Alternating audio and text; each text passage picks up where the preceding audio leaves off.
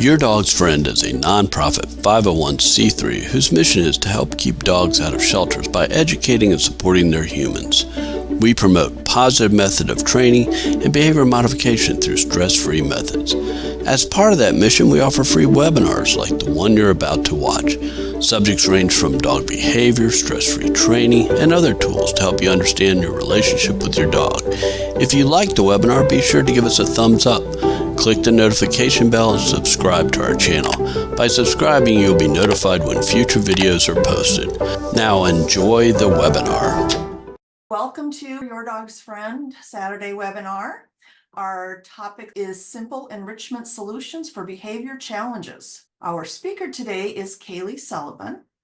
Kayleigh offers private dog training through JW Dog Training and Behavior and has previously worked training elephants and other animals in zoo and aquarium settings. Very cool. She graduated from the Karen Pryor Academy and is also a certified professional dog trainer, knowledge assessed. Quickly before we begin, I'd like to remind you that Your Dog's Friend is a nonprofit. So if you find this webinar useful, please consider making a donation to help support these free webinars and the other free resources that we offer.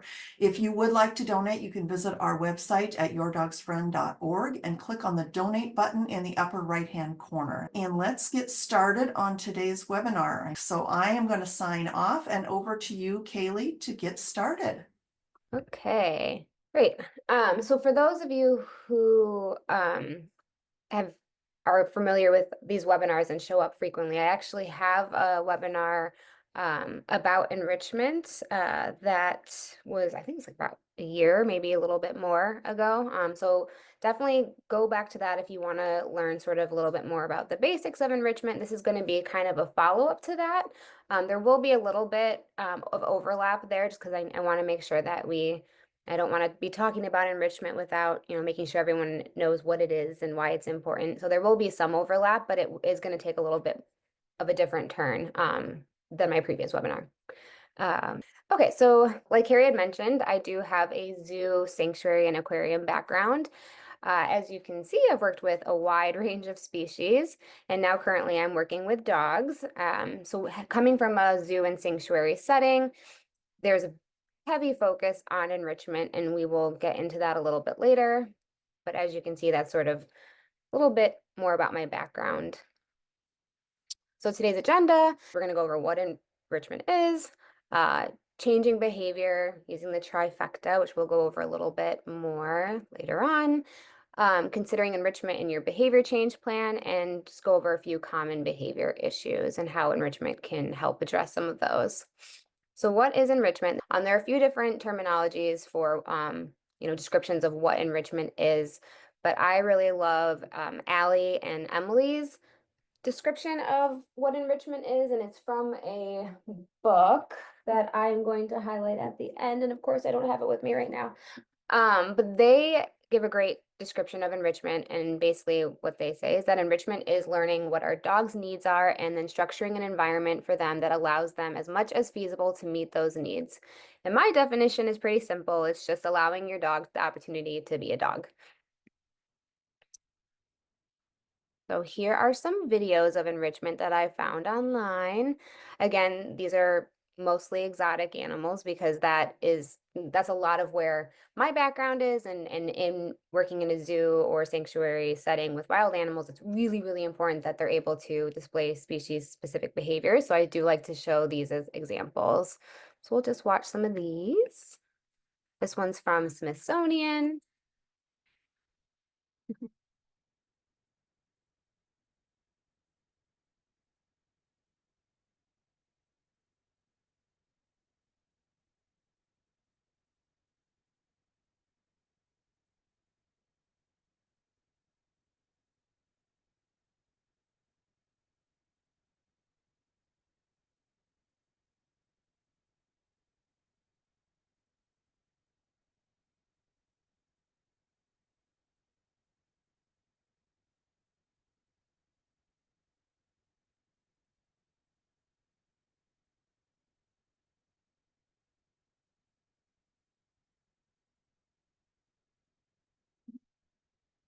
And so a lot of people think that, enrichment is puzzle feeders, which they are. Puzzle feeders are a big aspect of enrichment because it allows species-specific behaviors such as foraging, problem solving, but it's so much more than just feeder puzzles. And we are going to have some feeder puzzles later on, but I wanted to make sure that we highlight that it's not just feeder puzzles. So here's another one where focusing on a little bit more scent and novelty.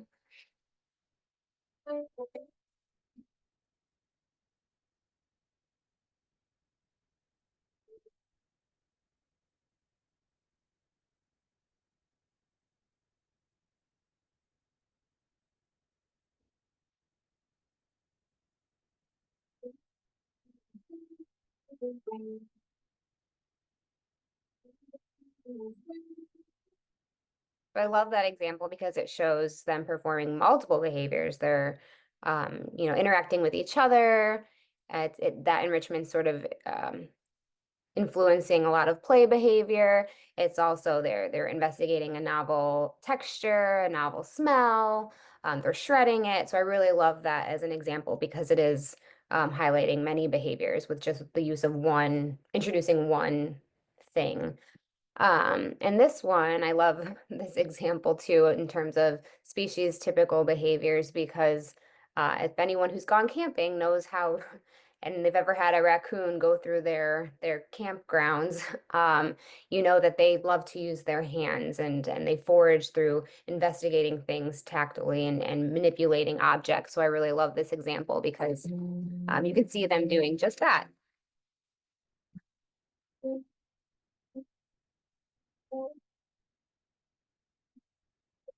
I think the one is even reaching. Yeah. You don't need to watch the whole video, but I think it's a really good example.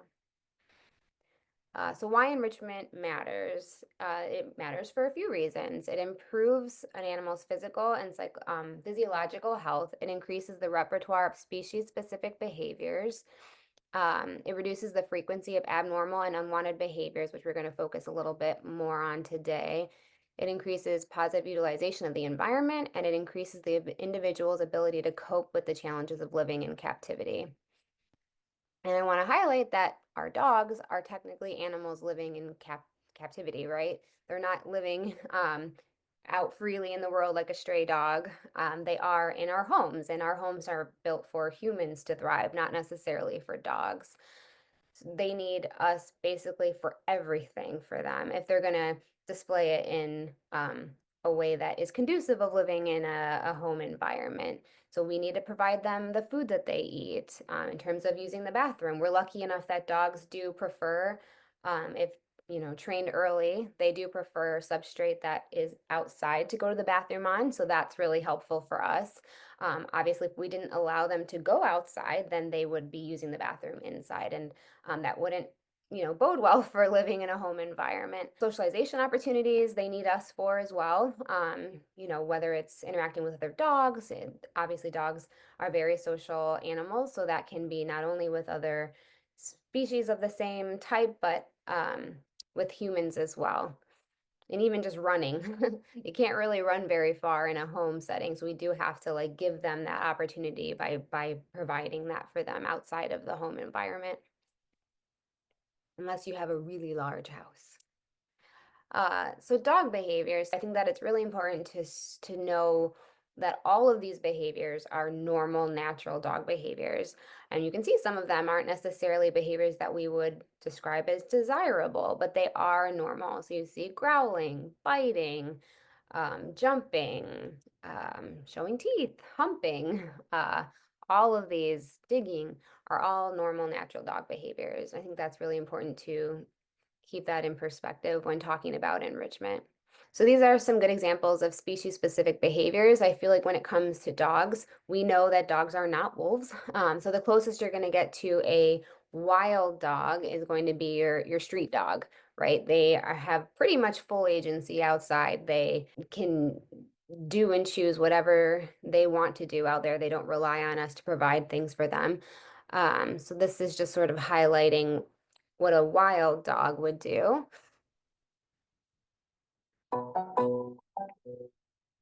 Oops, This is digging, which I'm sure many of you have seen in your yard. Some holes dug up, right?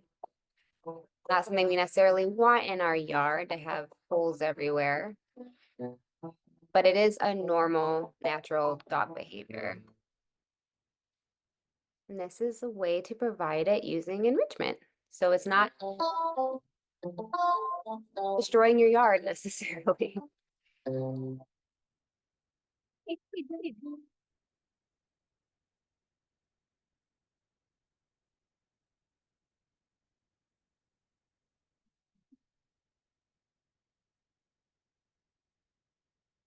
So enrichment isn't necessarily about what you give them, it's about what behaviors they're allowed to express by using whatever it is that you give them. Here is a stray dog sneaking a little snack.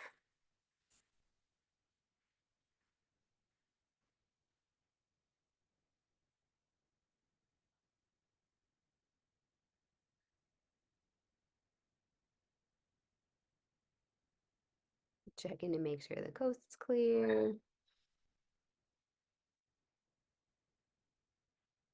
Yeah, I'm going to take this to go. So that looks an awful lot like counter surfing, right? Something we see a lot of our dogs do.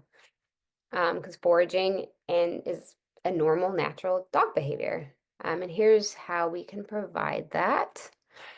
Hey guys, welcome back. So I've got a really quick video for you here. I actually shot this a couple months back with Wrigley and actually just completely forgot that I had this footage. So wanted to get this out to you guys because it's a really good game to play. It's a little hide and seek game that I play with Wrigley around the house. It's super simple, takes a little bit to work up to so your dog gets the concept of it, but a lot of dogs really enjoy this and have a lot of fun with it. And I have a lot of fun watching Wrigley play this game.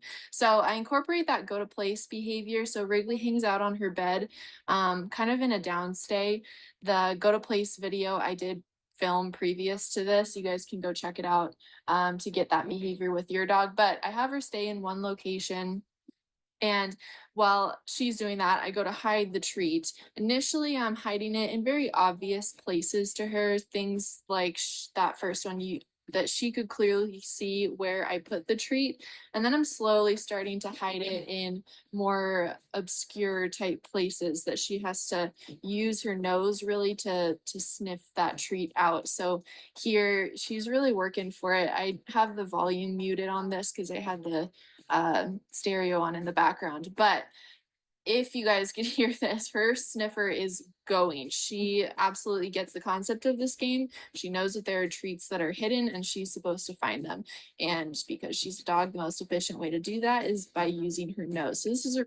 I love that game. I play that game with my dog quite a bit. I think it's a great way to fulfill that sort of foraging need, while also preventing them, like they're not going on the countertop to necessarily fulfill that. They are able to do that with your help and guidance. So that was more species specific. Now we're going to get into a little bit of breed specific behavior. So some of these behaviors, not all of them, not every behavior has a genetic underlying factor to it, but some do. And so especially if this is a golden retriever, which obviously they're bred to retrieve. So they have been bred over generations and generations to put things in their mouth. And the reason for that is because of this video. Hold. Good boy, come on. Hold. They came around that one. Hold. Here. They were pretty low. Hold. Hold here. I'm sure many of you with golden retrievers have seen behaviors similar to this. Tell me you have a golden retriever without telling me you have a golden retriever. So by providing them, I'm sure many of you golden retriever owners have a lot of stuffies laying around your house, but that's a great way to make sure that we're providing them the opportunity to put that thing in their mouth while in an appropriate way without carrying around your underwear or whatever else is around the house. You'll never see a dog more obsessed with stuffed toys than this golden retriever. While passing by the plush toy section at the mall, the dog suddenly resisted moving forward, pulling its owner over to the aisle. It walked straight to the basket of stuffed animals, picked out a yellow toy, and looked up at its owner with eyes begging for it to be bought. Of course, the owner couldn't say no. This golden retriever loves stuffed toys so much that whether at home or on a walk, it always has to have one in its mouth. Once it grabs hold, there's no way anyone can make it let go. It's as if it just can't live without a stuffed toy. It's just a silly little video, but I think it's cool to see the, what they're bred to do and then seeing them actually just do it on their own. And making sure that we're providing that opportunity for them is really important. Because if we don't, they're going to find a way to do it, and we're most likely not going to be thrilled with whatever they came up with. So here's a good example of that too. I know I showed this last time, but I do love, love, love this video, especially with, herding breeds. On the gate, so they don't get on that new driveway. So this is what they're bred to do, right? To herd.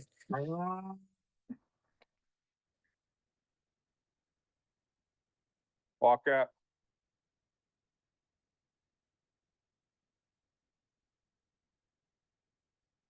There.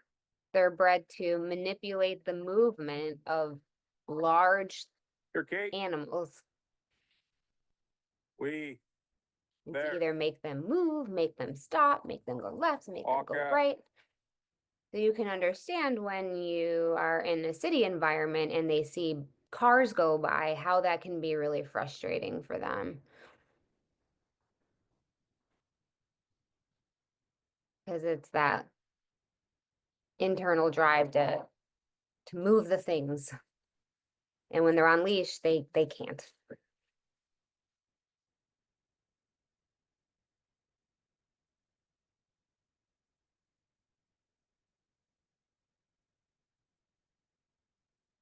And then here's a way to provide that outlet for a herding breed with a herd ball.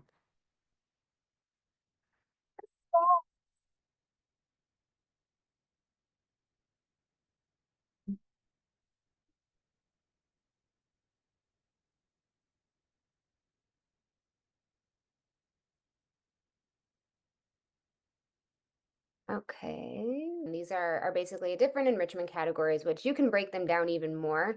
Allie and Emily in that book that I'll refer to later, they actually break it into many more categories than 5, but I like to use these 5. It comes from my zoo background. But breaking enrichment into these different categories, cognitive, physical, sensory, social, and nutritional, can really help you make sure we're creating a very balanced enrichment program and making sure that we're meeting our dogs and being proactive about meeting our dogs' needs. And so that's really what that other webinar focuses a lot on, is making sure that we're developing a way to be proactive about meeting our dog's needs, whether it's creating a schedule of enrichment that's hitting all of these categories that are necessary for all dogs. And then also not only creating the schedule, but evaluating your schedule too, to make sure that you're actually meeting your goals. But we're not going to focus on that today because I focused on that a lot last time. But so feel free to check that webinar out if you're more interested in creating an enrichment schedule and how to evaluate that. So some signs that your dog's needs are not being met, they try to express their needs in undesirable ways. So destructive behavior like chewing and digging, they're easily overstimulated like leash pulling, excessive barking or whining, excessive mouthing or nipping, and restlessness and the inability to sleep. These also can be indicators of medical issues, so do make sure that you're checking with your veterinarian, especially if these behaviors crop up out of nowhere. But these also can be a sign that your dog's needs are just not being met. So what does enrichment have to do with behavior modification? So we're going to talk a little bit this time about specifically behavior mod for specific issues.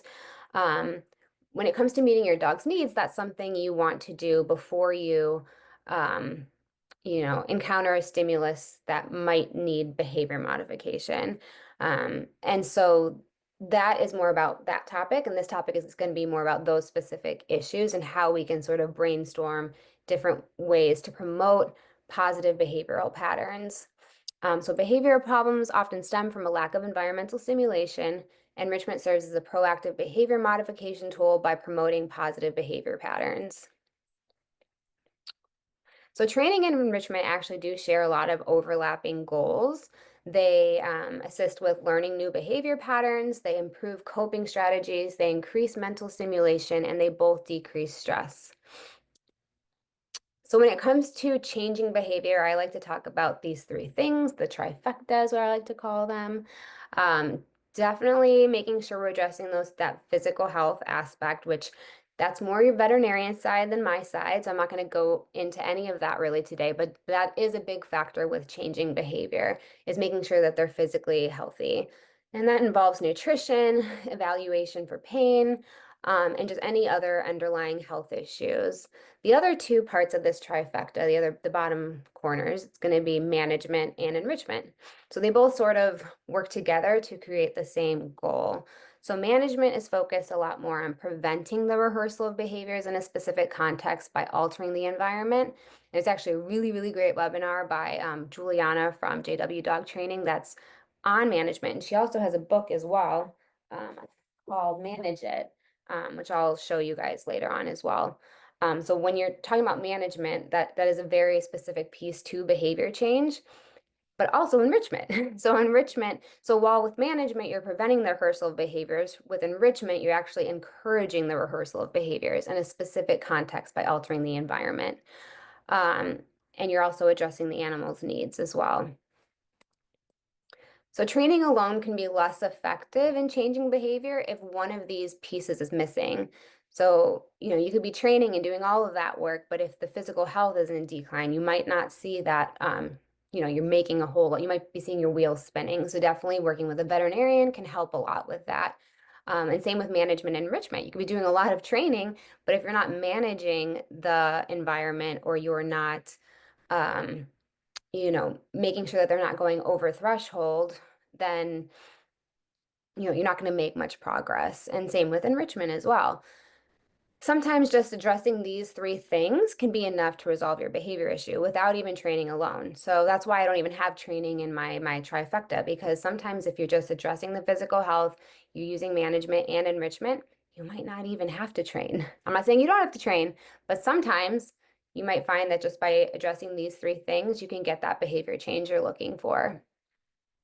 So again, managing is preventing that rehearsal of behaviors in a specific context by altering the environment, and enrichment is encouraging the rehearsal of behaviors in a specific context by altering the environment.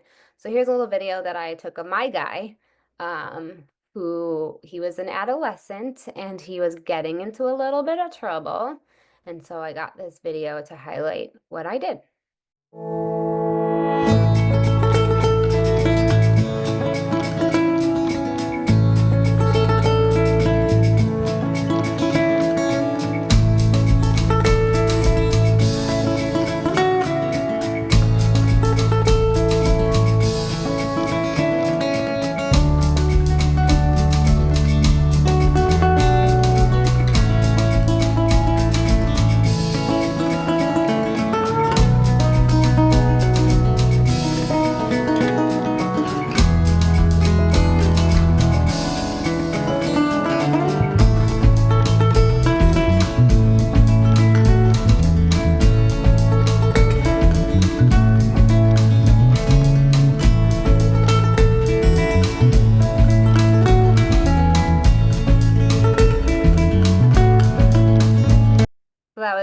He was, definitely showing me he had the need to chew and shred things at that age. He doesn't have that as much anymore now that he's past that stage in life. But as an adolescent, most of us know that that is a big need that a lot of the youngsters have. So that cat tree, I have it still to this day with that big hole in it, but he never touched it since then, ever since I managed it and provided, the opportunity for him to shred and chew things that he was allowed to shred and chew. And then eventually he just grew out of it. Okay, so that all sounds great, right? Management, enrichment, but how do we determine what enrichment can be provided for a specific situation? So this is more so in the specific context that the issue is occurring, not necessarily when it comes to meeting your dog's needs. That happens before the context of the issue. So what I like to do is so what I'm going to go over from here on out are just ways that you can problem solve your own issues in the same way a trainer would. So I'm not going to go over every single issue that you could have with your dog because this webinar would go on for days. But I'm going to cover some and the process that I go through when I'm trying to determine what type of enrichment we can try in that specific context. Okay, so what I like to do is ask these 4 questions. So I like to start with the behavior, and then I ask, what does the behavior look like? When does it occur? What do they get out of doing that behavior? And what are better behaviors that they can be doing instead? So we're going to go over that with a few different issues. Okay, so this one's specific for jumping up on guests. So we're going to ask those questions again. What does the behavior look like? When does it occur? What do they get out of doing the behavior? And what are better behaviors that they can do? So here's a little video of this cute little guy, which some people would say that this isn't a problem behavior, but some people will say that they don't want their dogs doing this. So it really comes down to what you find to be an undesirable behavior, because again, these are mostly natural, normal dog behaviors. So let's show this video of me walking into this house. And this is something that this little guy does a lot, is he's just very excited, wants to get all up in your business. And so what does the behavior look like? We're going to start with that first question. It looks like front paws up on guest, jumping up at guest. When does it occur? It occurs when someone enters the front door. What do they do out of getting that behavior? So this is more where we're going to just draw that hypothesis. So what do we think they're getting out of that? We obviously won't know for sure unless we test it. But I can assume that he's getting physical interaction. I feel like I do like reach down and pet him, and I'm sure most people would really get down and pet him, but for this video's sake, I didn't want to encourage it. He's also getting a higher vantage point as well. So what are better behaviors that they can be doing in this context? So I would like, or maybe some people would like, paws on the ground and maybe engage in a relaxing activity. So what can we provide to promote those behaviors that I mentioned? So paws on the ground and engaged in a relaxing activity. So these are a few options: a frozen Kong, maybe a snuffle mat, and then you try it and see, right? So this one is that same dog, and we're gonna try a frozen Kong. He's putting the Kong outside for me to then give to the dog instead of just having it there. Because sometimes the excitement of just someone coming in through the door, like if they're already engaged in something and then they see someone, I feel like I'm setting them more up for success if the person coming in is the one to provide that item. So in this video, I'm the one providing the item, not the guardian. So he's just putting it outside. He's got to check the mail first. There you go. And so he sent me a little text saying, hey, put the Kong outside. And you give it to my dog when he comes in. And there you go. Same little pup walking in the door. Still super excited to see me. You can see that tail really going and the loose wiggly body language, but no jumping. So paws are on the ground and he's engaged in a relaxing activity. And at that point, like when he was done with his Kong, he was like, he'd already seen me, and that sort of initial excitement was gone at that point. He had already engaged in his relaxing activity and he didn't jump on me at all the rest of the time. This is one that Juliana from JW Dog Training, she did a video of a dog using a snuffle mat in the same situation. The only difference is the person coming in is the one providing the snuffle mat. So this dog is able to enjoy his snuffle mat even while someone walks in. So that really comes down to your individual dog and what works. And so testing that out is going to be really important. So here's that Do you want your video. dog to do less jumping at the front door? Try this hack. Place a snuffle mat right next to the front door and scatter a bunch of treats in the snuffle mat as soon as somebody knocks on the door or arrives at your house. This can keep your dog focused on the treats and away from your guests while they walk in for longer than if you just drop some treats on the floor. Okay, so now let's look at counter surfing. So we're going to ask those same 4 questions. Play this little video. Okay, so what does the behavior look like?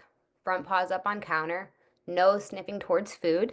When does it occur? Generally when there's a lot of activity in the kitchen, right? So when you're prepping food in the kitchen, what do they get out of doing the behavior? So again, this is going to be a hypothesis. We don't know for sure unless we really test it, but I'm going to make a educated guess that it's allowing for foraging opportunities, they're sniffing, they might potentially be eating something from time to time. So what are behaviors that they can do instead? So similar to the last example, paws on the ground would be great. Sniffing and out of the kitchen would be nice as well. So puzzle feeders can be a really great way to prevent that. And with puzzle feeders, you want to be careful that you're not making them challenging enough that they get frustrated. So you really want to find that sweet spot, that it's lasting long enough that you can really do what you need to do, but also they're not getting frustrated at the same time. So testing that will help a lot to determine which strategy works best for your dog. This one, we put out a few different puzzle feeders of different levels so that they could do an easy one, they could do a harder one, and this was just kibble, just their normal kibble that they used. And he was able to prep his whole meal while she stayed engaged with these items. And he was cooking steak, so it was really tempting in there. And so again, paws on the ground, sniffing, out of the kitchen. If you want to take this to a whole other level, we could add the baby gate. So I'm just going to be focusing more on the enrichment side, so the behaviors that we want to encourage. If you want to learn more about the management side, I recommend watching that other webinar with Juliana or reading the Manage It book, because I'm not going to focus a lot on management and the prevention of the rehearsal behaviors. I'm going to talk more about the encouraging of behaviors, which sometimes can, one thing can double for both management and enrichment. So they're not totally exclusive. Let's look at barking at dogs on leash, so reactivity. So what does the behavior look like? When does it occur? Barks in direction of dog, pulled towards dog. When does it occur? So this is going to be different for every dog. So when they see a dog less than 20 feet away, that's when it starts. So 20 feet, if they're about 25, 30 feet away, they don't care as much. But when they hit that 20 feet mark, that's when you start to see the barking. What do they get out of doing it? They get the other dog's attention. The other dog moves away because they're just walking by. What are better behaviors that they can do instead? Sniffing the ground and moving away from other dogs. Here's a video that I love. This is with JW Dog Training, but also with Tales of Connection. I think she's working with their dogs. And I really love a good treat scatter. This will take a little bit of practice, because if your dog's way over threshold or they're way too close to the trigger, then their thinking brain and learning brain and the ability to focus on another task is just out the window. So it's really important that you find out how far away you can do this with your dog, and every dog's going to be different. I love this example because it shows you two different dogs, and one dog needs a little bit more guidance of where the treats are, because it is a pretty big distraction for that dog. Whereas the other dog, Otis, is getting treats scattered into the leaves and is off doing his own thing.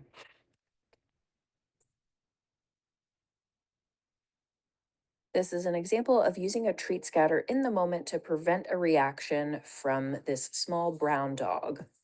Dogs are about to pass us on the trail, so the moment she notices them, I immediately direct her nose onto the log, and you can see me scatter a bunch of treats in one place. Her head is down, she's sniffing for the treats, she's eating them. You can see her look over at the dog, but she's easily able to redirect to the treat scatter, which does hold her attention. She very much knows the dogs are there, so now she's rehearsing the behavior of orienting to me, eating food, and being quiet around other dogs. So again, sniffing the ground, like she said, moving away from the other dog is pretty key to that, because the closer you are, the more likely they're going to react. But this is a great use of enrichment in that context. So here's resource guarding, a food bowl example. So what does the behavior look like? Lifting lip, growling, freezing. There are many other behaviors that can be associated with resource guarding a food bowl, but we're going to just stick to those. When does it occur? When someone walks by the food bowl. What do they get out of doing that behavior? Most people move away. If you're smart, you move away, because those are all, precursors to something that could be worse. which is good. We want our dogs to be warning us, right? We don't want a dog to go from 0 to 100 where they're, not giving us any warning signs that they're uncomfortable. So what's a behavior that they can be doing instead that we would like them to be doing instead? Eating. We would like them to just eat. Eat your food. Don't worry about it being taken away.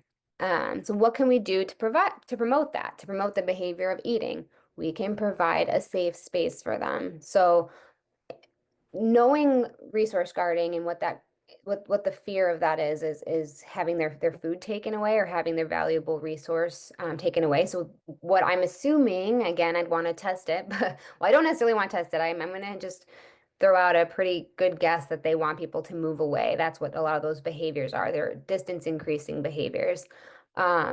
So by creating a safe space for them to eat, and no one's going to be entering their space, they won't feel the need to protect their food and they can just eat it in peace. This video up top is from a dog trainer whose dog does do a little bit of resourcing, and you can see she's got that beautiful gate up, and her dog will actually lay down on that bed when he's ready to leave that space.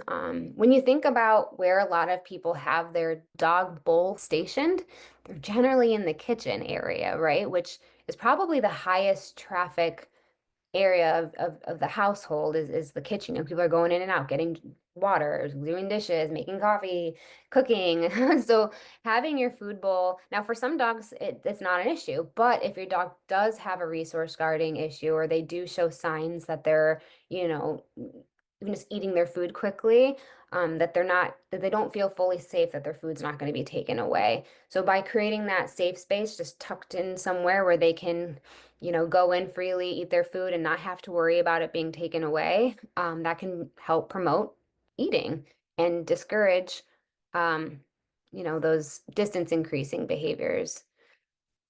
So you can see this isn't a food bowl, it's a bully stick, but you can just see him just enjoying it in peace. Just in his little corner that's gated off. So let's look at sound sensitivity. Go over those same questions. So it could look like, we're going to talk specifically about thunder, pacing, shaking, ears alert. When does it occur? When it starts to rain for some dogs because it predicts the storm. Some dogs, it's when the barometric pressure drops. But we're going to just say in this instance, it's when it starts raining. What do they get out of those behaviors? The pacing, shaking. I've done a little research on it, and those behaviors seem to address it's preparing the body for fight or flight. And also the pacing, searching for an escape. What are better behaviors that they can do in that moment? They can hide and den, which is a normal, natural dog behaviors. Hide and then chew or lick would be nice as well, if they can do it. Not every dog can when they're in that sort of fight or flight mode. But some dogs, if they feel safe and secure, they can enjoy some sort of chew or a lick. So here is a great video of someone creating a safe space. Like if we don't provide these for our dogs, then they don't even have the option for it. So even just by having the option, and if they choose to go in, that's providing enrichment for them. So I'm going to show you this. Create a safe space for your dog. I've created this using a table and blankets. So these are the blankets that we use as a family, so they smell like us because they're covered over the back of the settee normally. I've put Reggie's favourite bed underneath, so that's familiar for him. And then I've got a snuggle sack. So a snuggle sack is a sleeping bag for a dog. Brilliant for dogs that like to burrow. So I keep that in there, so then if he wants to, he can climb inside. All of this will help to muffle the noise of fireworks and help to keep your dog feel safe and secure. You may find they retreat there and want to be left alone, or you may find that they retreat and come out throughout the evening. If they come to you, they want comfort. Give them a cuddle, talk them in soothing tones, and then if they retreat back into their safe space, leave them be. They obviously want to just settle on their own.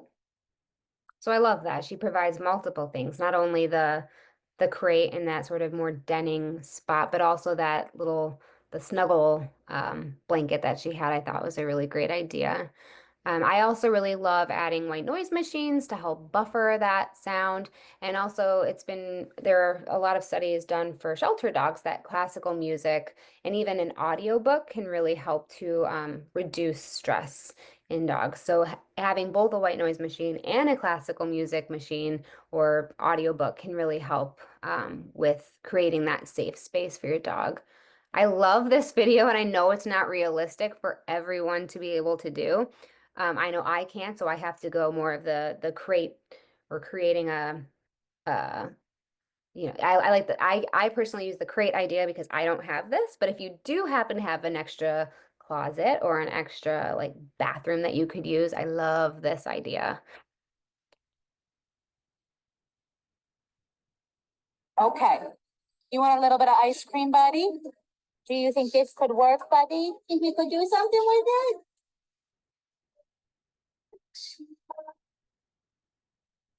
You all thinking you're Boomy Roomy? You're doing a very So good it's job. Boomy Roomy, Okay. which is the You want a cutest little bit of ice name buddy? for a room. But it seems to really help that dog, and obviously there's no windows in there, so it's probably the most central to the most central space in that house, which is really great. And I think that that's such a cool idea to be able to have that type of a safe space for your animal to retreat to if they want.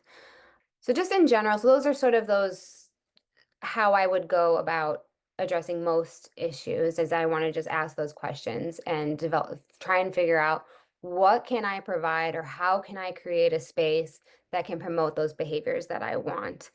And then test it out, right? You're not going to know unless you try, and not everything you try is going to work. So you just really, problem solving or reaching out to a training specialist. Sometimes you might need medication. So talking with your veterinarian. I know there are a lot of webinars on that could maybe be really helpful if you're trying all these things and you're not able to get the behaviors that you're hoping will help your animal cope.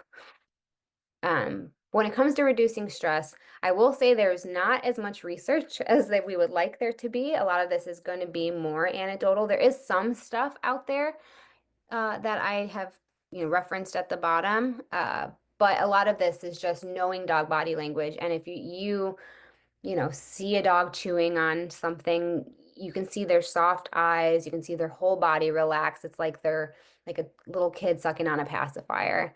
So there's literally ASMR videos that I found because it's just that relaxing looking. So behaviors that you can encourage to help reduce stress, chewing is a big one. So what are things that encourage chewing? Bully sticks, esophagus chews, yak chews, beef cheek chews, frozen carrots. Obviously, you're going to want to get your veterinarian's approval for a lot of these things because it is, it's something that they're eating, and some vets, might not be okay with you giving your dog X, Y, or Z. So definitely check with them first, but just want to show you what these dogs look like and how relaxed they look while they're doing this.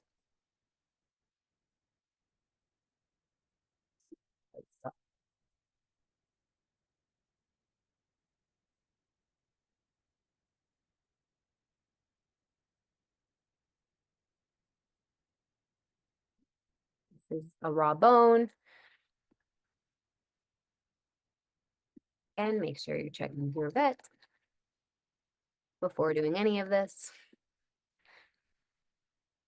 Just laying down, soft eyes, chewing.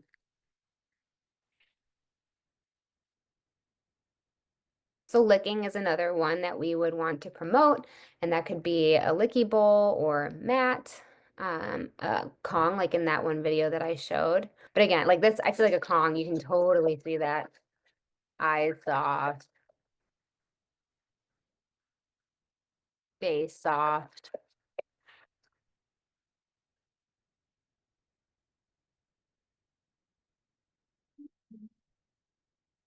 Another looking You know the item best to way to use a try. lick mat? What you put on it is probably most important. Plain pumpkin or goat yogurt work, but I love using wet foods like this. There's no cheap fillers, and honestly, even the pickiest dogs gobble this down. A lot of people will freeze their lick mats to make them last longer, but the problem is this can lead to frustration. So I avoid freezing if my dog is doing more chewing and biting than licking. Remember, it's the licking that is soothing and calming. And definitely don't forget, for your daily dog tips, follow me, Rachel Fasaro. I like that she mentions in there, like, it's when it comes to giving an animal an enrichment item, it's not necessarily about what you're giving, it's about the behavior you want to induce. So, or that you want to promote. So, licking is what we're hoping to encourage with a licky mat or with a Kong or with this item. If we notice that they're,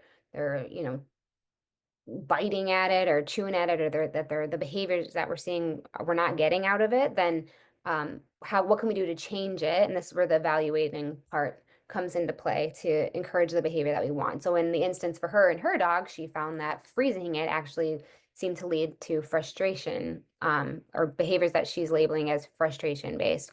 So just that's something that I think is really important to note too, is like we want to focus on the behavior that we want and not necessarily about what we're necessarily giving them.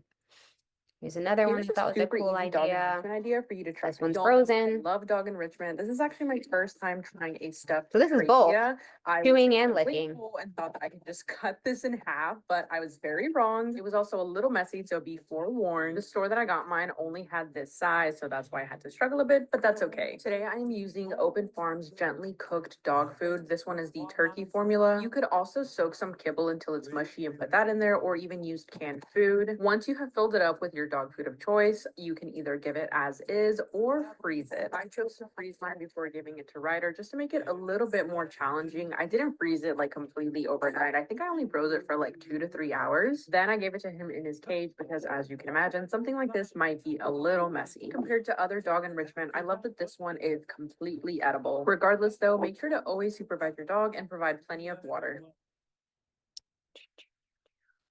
Okay, and sniffing. Sniffing is one that I really love to encourage, and there's so many different ways to encourage sniffing.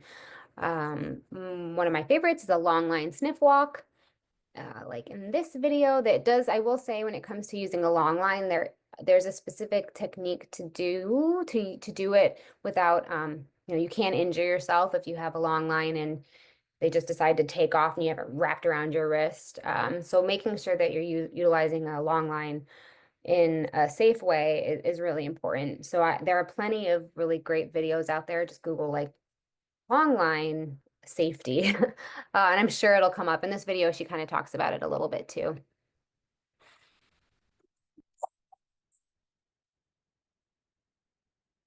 Ready?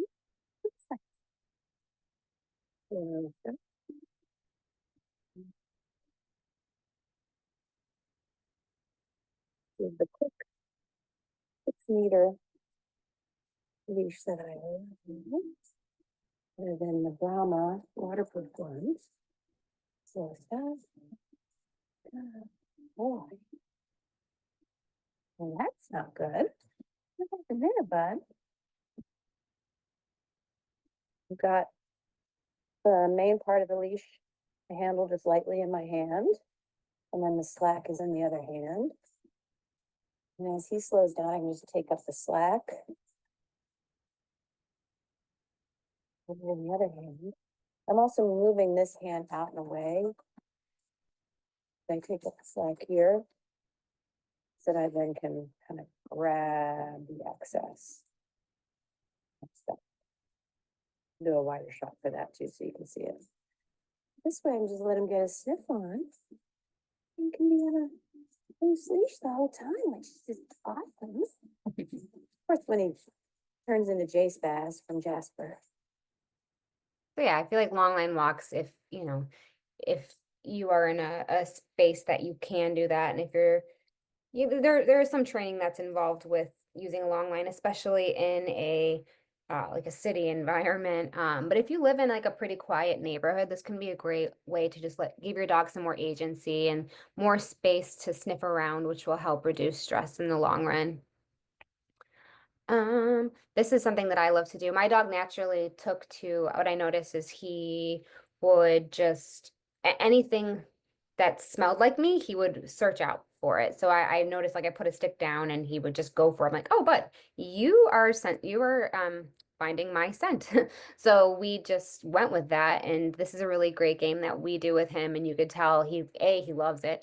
And he is exhausted afterward because it's a lot of, it's a lot of brain work to find a scent. And This you can do, like we do it with the scent of our hands, but you can rub either like a treat on something so that it smells like a treat, or you can just hide a treat if you're starting from the basics of scent work, or a favorite toy, a ball. I know they make like balls that smell like meat or something. You could use that as well, but this is literally just a stick that we rub our hands on.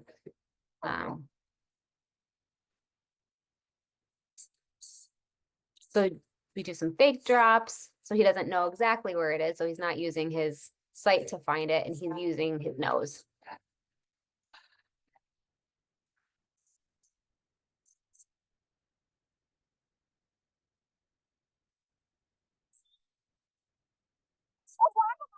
He found it. He dropped it. Got it? Nice. Good find, sir. And then here is a shelter dog at the Animal Welfare League of Arlington that a friend let me use. And this dog apparently wouldn't even go out into this yard. He was so scared. And through scent work and doing a little bit of, hiding treats in boxes and, slowly incorporating them outside, you can see like he's totally comfortable going outside now.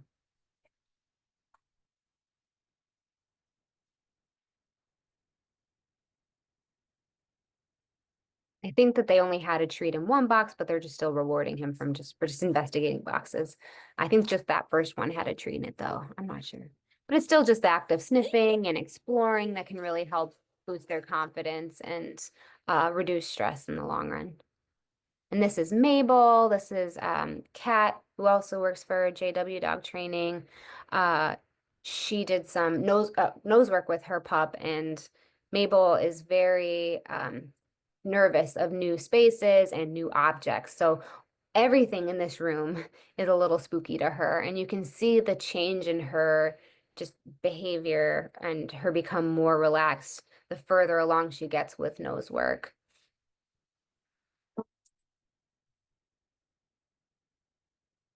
Very cautious.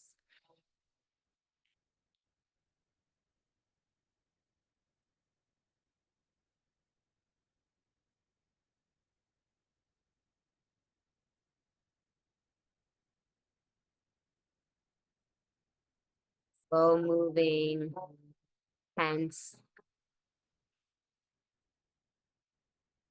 Week 14. But you can see she's moving a lot quicker than she was that first time around, and her body is not as weary or hesitant in approaching objects. Like that white fence was something that she would have been spooked of before. So long line sniff walks, scent work, the hide and go seek that we showed earlier. Nature snuffle mat, which is just doing a little treat toss in the grass and just letting them sniff away to their heart's content. And just feeder puzzles. Feeder puzzles do also encourage sniffing as well. Okay, there are many factors that go into changing behavior. So we'll start with that trifecta, the physical health, the management, and enrichment, and work with a behavior professional to help address your individual dog's issues. And these are those books that I was talking about. So the Canine Enrichment for the Real World, that's the one with Allie and Emily that I was referring to in the beginning. This Manage It by Juliana, it's actually a new book. It's really, really great. And Canine Enrichment, the book your dog needs to read. So some final takeaways. Dogs rely on us to provide opportunities for them to express their behaviors. Many nuisance behaviors are normal dog behaviors. Implementing both management and enrichment can create positive behavior patterns to aid in behavior issues.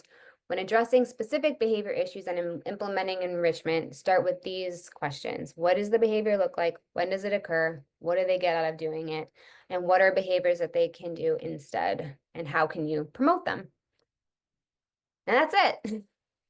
Any questions? That was fantastic. So let's see. I've got a question from Kara. This was kind of during the scatters and puzzle toys section. Do these ideas still work if your dog has resource guarding? So she says specifically for the example before the resource guarding in terms of creating a calm alternative instead of interest in other objects like another dog or a person with scatter feeding, or if the dog is wearing a muzzle. It would depend on what the resource guarding is for. Like if you're, obviously every dog's an individual. So if your dog is, you know, some resource guarding is very specific in specific instances. So like a food bowl is what they resource guard. But if your dog resource guards a treat scatter in the grass, then I would, you know, I just come up with another idea to help encourage that. You could, instead of having it on the ground, you could just hold a Kong maybe with some sort of paste in it, and then you're holding the Kong and letting them lick it. So it's not necessarily something that they have possession of. They're just more so you're just sort of the operator, but you still want distance from whatever that thing is. So training isn't completely out the window with that specific example. Like distance is the management piece where you need to know your dog and how far away they need to be from that oncoming dog, because yeah, you definitely, if you're dealing with multiple issues, you want to make sure that you're being mindful that you're not, while you're working on the reactivity, you're not also encouraging resource guarding. So, and that's where having a professional trainer can really help you to brainstorm those multiple issues together and come up with what works best for your dog. Are there other ways of stopping my dog from becoming reactive to another dog while walking outside? She's well trained in agility, rally, scent work, and trained with basic obedience, but can't get her attention when they pass a particular type of dog. Yeah, so when it comes to reactivity, or really any stimulus that's spooky to a dog, there are three things you can do. There's distance, so how far away is that trigger that we can control?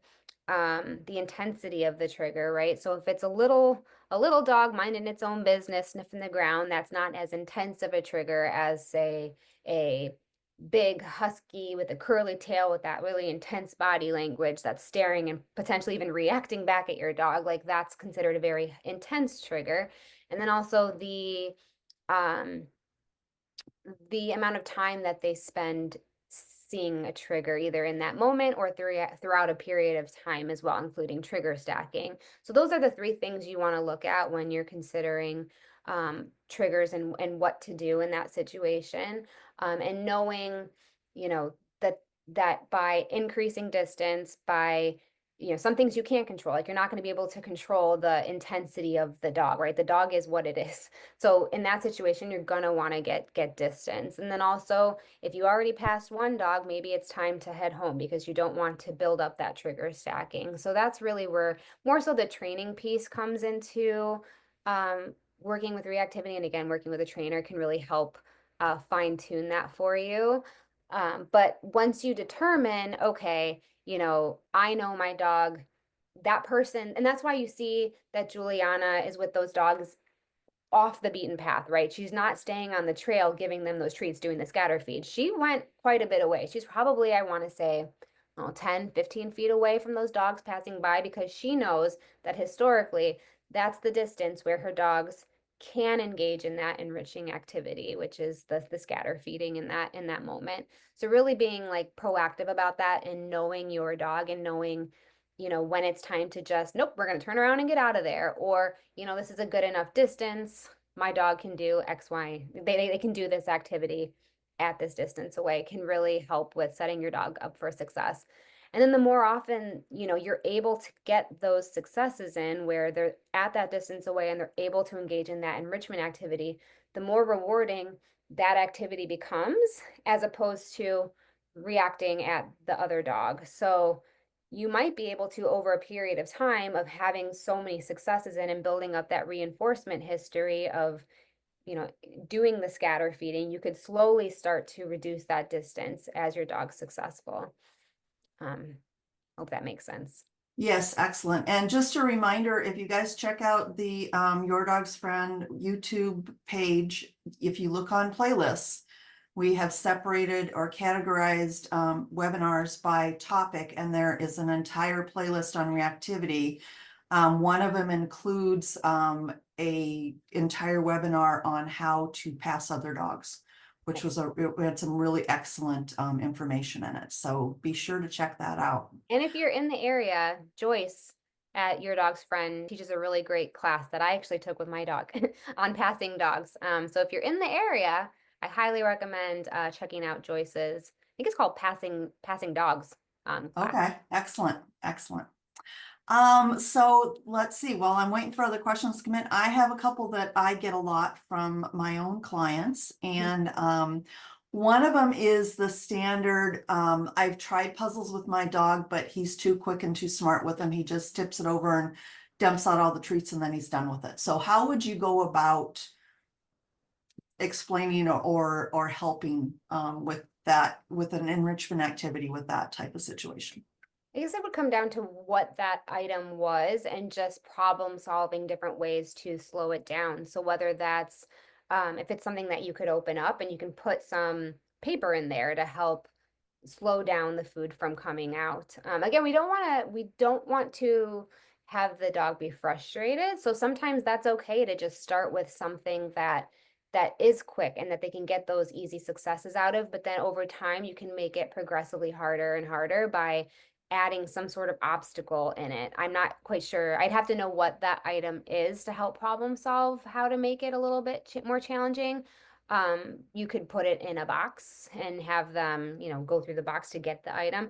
I know sometimes I've seen people, if they have a toy bin, you can put an enrichment item at the very bottom of the toy bin. So they have to take all the toys out first and then they have to pull the toy out and then play with the toy. So there's a lot of different things that you can do, but really making sure that they're not getting frustrated with it, I feel like is really important. Yeah. So how do you go about choosing which activities to try first with the dog? So it comes down to that whole, what are the behaviors that I want to see from my dog? So that very last question after we go through, like, what is the behavior? What are the behaviors? What do they get out of it? What are behaviors that they can do instead? So really that last piece of what can they do instead? And then, determining what are my options, and you can even honestly, there's some really great resources online. You can just look up enrichment for this. So like digging, for example, was a big one. I want my dog to dig, but in whatever I want them to dig in, so it's not in my yard. So you can look up digging enrichment. And so really having that behavior that you want to encourage and developing something around that is key. Excellent. Kara has a question. In the first example, having the person coming in, the visitor coming in and handing the Kong to the dog. Does that make sense if the dog is stressed by unknown people coming into the space? That's a good question. So in that example, we know that dog's history. So that dog's very loose and wiggly, and you can see from the body language that that dog is just really excited to see people and is very social with people. And so in that situation, it was okay for the person coming in, which was me, to give the Kong because I know I'm not a stressful trigger to that dog. But that's a great question. So in this situation, I would have what Juliana was having the other dog do, which was you're providing that item to the dog, the guardians giving the dog that item, and at what distance, right? So sometimes maybe using that management that we talked about, so having like a gate up and maybe having the dog behind the gate at a little bit of a distance away and giving them that Kong, and then the person comes in. Would be a better way to address using enrichment in a situation where the dog's stressed, because yes, we don't want to, it all comes down to that individual dog and what what they need, and we don't want to make a stressed dog more stressed using enrichment for sure. Yeah. Good question. So how do you kind of teach the dog that this is what's going to happen when this person comes to the door, blah, blah, blah is going to happen? How do you go about the steps of teaching that? Yeah, that's a great question too. So if this is something that we're working with a stressed dog and a dog that might not necessarily just engage in a Kong right away because this is something that's triggering to them, I would start by having it be very predictable and having it be with someone that they're comfortable with first. So this would be something to do a little bit of training around where, maybe there are two people in that household. So, your partner, you plan ahead with your partner, like, hey, go outside. I'm gonna put the Kong down, and then you come in, and we just sort of set that stage and set that picture in a way that your dog's comfortable, and then slowly build up the unpredictable nature of it, and then have it be unfamiliar people once it's not predictable. So there are a lot of different steps you can take to, get your dog used to that, like increasing the criteria a little bit at a time. And that's, Excellent. again, working with a trainer can really help to pinpoint what's gonna work for your dog. Yeah. Because every dog's gonna go at a different pace and have a different trigger. Like, it might be only men that come in that they have that reaction towards. So, Yeah. yeah.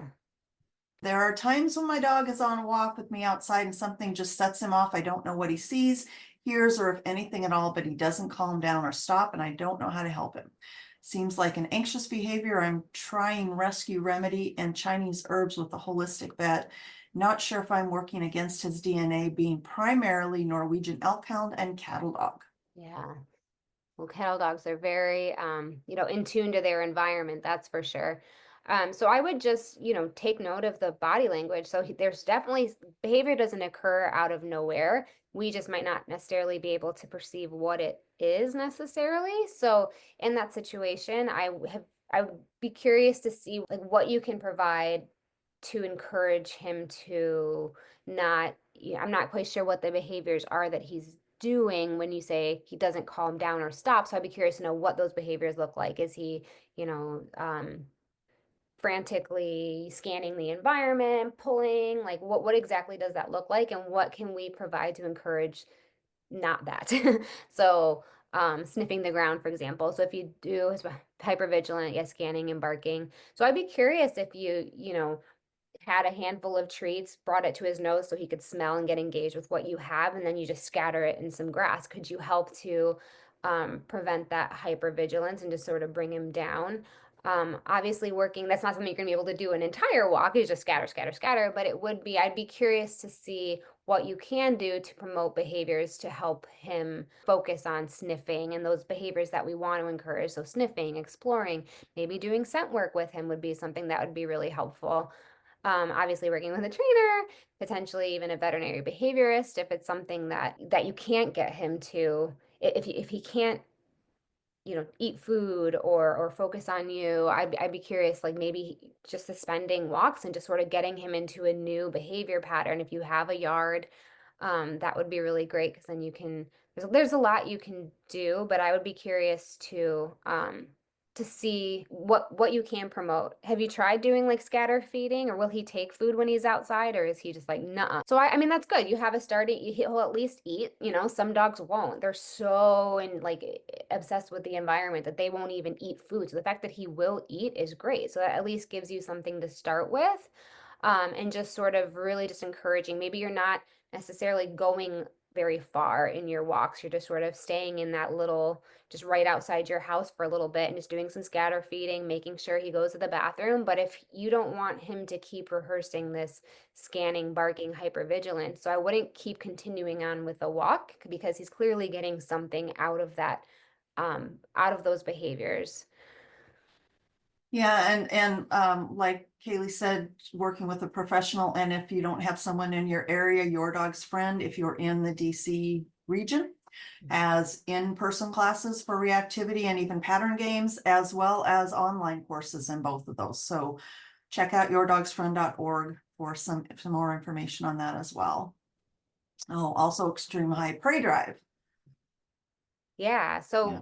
with prey drive, I mean, there's a lot of great enrichment that you can do to work on prey drive. So I really love, using the functional reinforcer. So you can work on behaviors and um, what are those called? Flirt poles. Flirt poles can be a really great way to, they already have that prey drive, right? So you don't have to worry about like, am I encouraging the behavior by using a flirt pole? You can control that stimulus. Whereas a squirrel outside, you're not gonna be able to control that squirrel, but you can control a flirt pole. So there's a lot of things that you can do to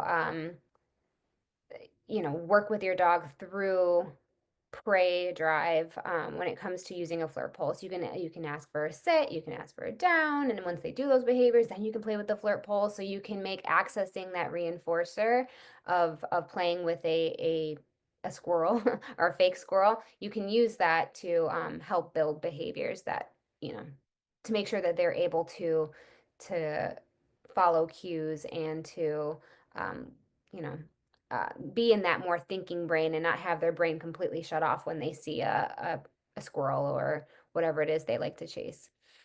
Again, distance is going to be really helpful with that as well. Yeah, with that, I would really recommend contacting a professional because there's loads of different, there are control unleash pattern games that work in those instances. There is predation substitute training, all kinds of different methods that are out there, but working with a good positive reinforcement trainer that can try out some different things and see what works would be the way to go with that. And if you look on yourdogsfriend.org, there are some positive reinforcement trainers listed there. And if you don't find one, you can contact Your Dog's Friend and they can help you find a positive reinforcement trainer in your area as well. And you can also do a lot through virtual too. Like I know virtual can be really effective. It's actually, especially for reactivity and stranger danger, and because we're not there as either we're there as a really big distraction because we're the treat lady, and so they're just very focused on us. So by working virtually, you can really we can see your dog and work with you and your dog, because ultimately you're the one who's living with the dog. I'm not. So really, it's about me training you to train your dog. And I can do that virtually. Yeah, excellent advice. And Kayleigh, did you put up your information on how they can find you? I don't know. You can Or do share it or JW type it dog in the chat? training. Yeah. Yeah, that would be great. JW I dog. think that was our last question. So again, thank you so much. This was a fabulous webinar.